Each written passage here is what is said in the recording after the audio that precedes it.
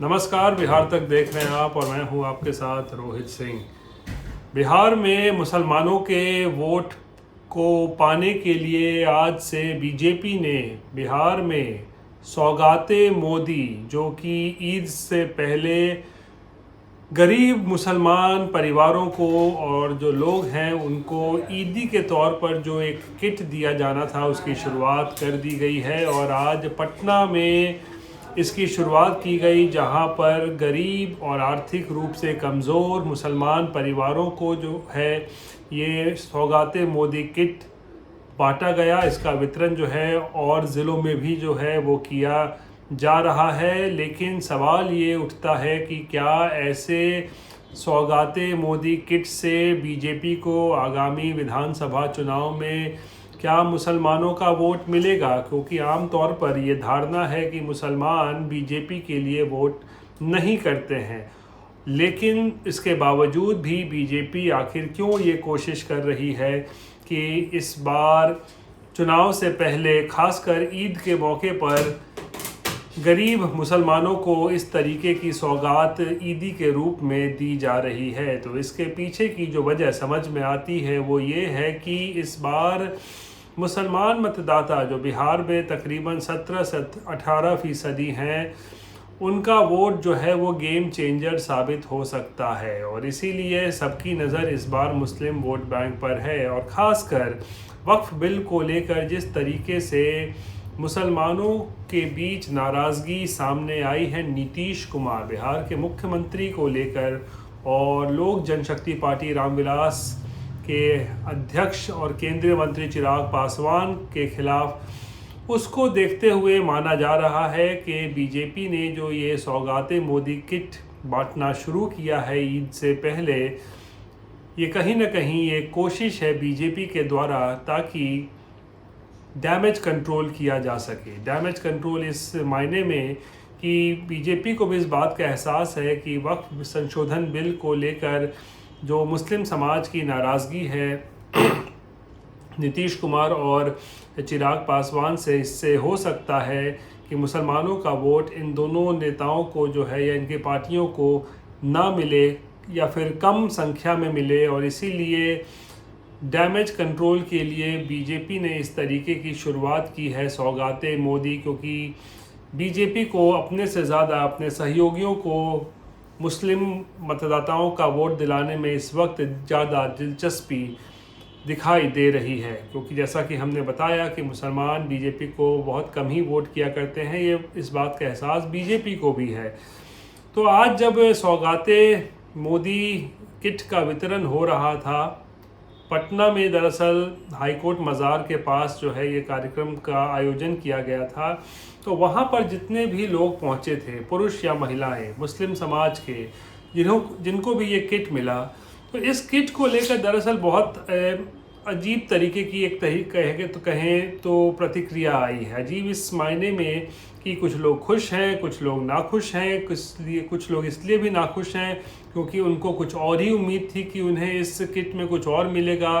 कुछ लोग खुश तो हैं बस, लेकिन ये इस कारण से खुश हैं कि चलिए शुरुआत तो हुई है, लेकिन क्या इसका कोई चुनावी कनेक्शन है? तो बहुत सारी चीज़ों को लेकर दिमाग में शक है, शुबा है, शंका है, बहुत सारी चीज़ें जो हैं मुस्लिम समाज के लोगों के बीच जो है वो देखने को मिली है।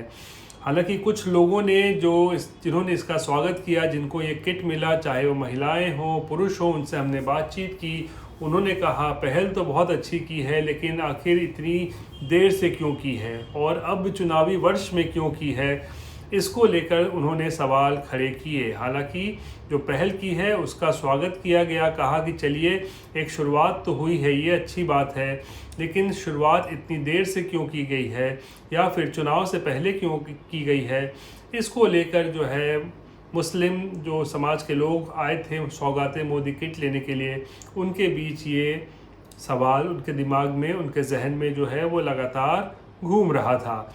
दूसरी तरफ बहुत सारी ऐसी भी महिलाएं थीं जो इस किट को पाने के बाद भी नाराज़ नज़र आ रही थी। उनका कहना था कि भाई इस किट में उन्हें मिला तो क्या मिला। उनका कहना है कि एक साड़ी, एक लुंगी, थोड़ा सा चीनी और उसके बाद थोड़ी सी सेवइयाँ देकर क्या होता है, क्या इससे पूरे परिवार को इसका फ़ायदा मिलेगा? कुछ महिलाएं कह रही थी उनका परिवार काफ़ी बड़ा है, 7 लोग 8 लोग उनके परिवार में हैं, तो इससे क्या फ़ायदा होगा। बहुत सारी महिलाओं का कहना था कि कुछ पैसे अगर दे देते तो हो सकता है इससे कुछ फ़ायदा हो जाता। कुछ लोगों का कहना था कि कोई राशन दे देते कुछ महीनों का तो उससे फ़ायदा हो सकता था। यानी कि लोगों को प्रधानमंत्री नरेंद्र मोदी से बहुत सारी उम्मीदें हैं, लेकिन उनको नाराज़गी इस बात को लेकर थी कि ईदी के रूप में जो ये सौगाती मोदी किट उनको मिला है ये उनके लिए नाकाफ़ी है और उन्हें कुछ ज़्यादा की ही उम्मीद थी कि उन्हें कुछ से ज़्यादा इस किट के ज़रिए मिलेगा। हालांकि आपको बता दें कि जो मिली जुली प्रतिक्रिया आई है इसको लेकर, ये कहीं ना कहीं एक कह सकते हैं बीजेपी ने एक कोशिश की है अपने तरफ से मुसलमान मतदाताओं के बीच पहुंचने के लिए, लेकिन क्या इसका चुनावी फ़ायदा वाकई में बीजेपी को मिलेगा या फिर सहयोगी दलों को मिलेगा या नहीं, ये बड़ा सवाल बना हुआ है। क्योंकि वक्फ संशोधन बिल को लेकर जिस तरीके से मुसलमानों की नाराज़गी है एनडीए के घटक दलों के खिलाफ, उस नाराज़गी को अपने पाले में या उसका फ़ायदा उठाने के लिए आरजेडी सुप्रीमो लालू प्रसाद और तेजस्वी यादव ने पहले ही चाल जो है वो चल दी है। और कल जिस तरीके से पटना के गर्दनीबाग इलाके में एक बड़ा धरना हुआ था जहां पर मुस्लिम समाज के कई लोग पहुंचे थे, वहां पर लालू और तेजस्वी पहुंचकर उन्होंने उनके साथ खड़े नज़र आए और कहा कि ये बिल को पास नहीं होने देंगे और मुसलमानों के पक्ष में उन्होंने आवाज़ उठाई और कहा कि ये धर्म के साथ छेड़छाड़ नहीं मंजूर किया जाएगा। और बीजेपी पर भी हमला बोला कि ये पूरी कोशिश जो की जा रही है बीजेपी के तरफ से, दरअसल ये कोशिश है देश को तोड़ने की। तो मुसलमान मतदाता अगर बिहार में देखें तो लगातार कई वर्षों से ये लालू को ही वोट करते आए हैं, आरजेडी को वोट करते दिखे हैं पिछले कुछ 3 दशकों से अगर हम बात करें तो। बीच में हालांकि नीतीश कुमार की तरफ इनका झुकाव हुआ था, लेकिन 2017 में जब से नीतीश कुमार बीजेपी में वापस आए थे महागठबंधन से अलग होकर, तब से मुस्लिम मतदाताओं के बीच में नीतीश कुमार को लेकर नाराज़गी जो है वो बढ़ती चली गई है। और अब ये स्थिति आ गई है कि अब नीतीश कुमार जो है वो वक्फ के मुद्दे पर सरकार के साथ खड़े नज़र आ रहे हैं, तो इसको लेकर भी जो है वो मुस्लिम समाज नाराज़ है। तो बड़ा सवाल ये बनता है कि आखिर मुसलमान क्या इस बार के विधानसभा चुनाव में एक डिसाइडिंग फैक्टर होंगे?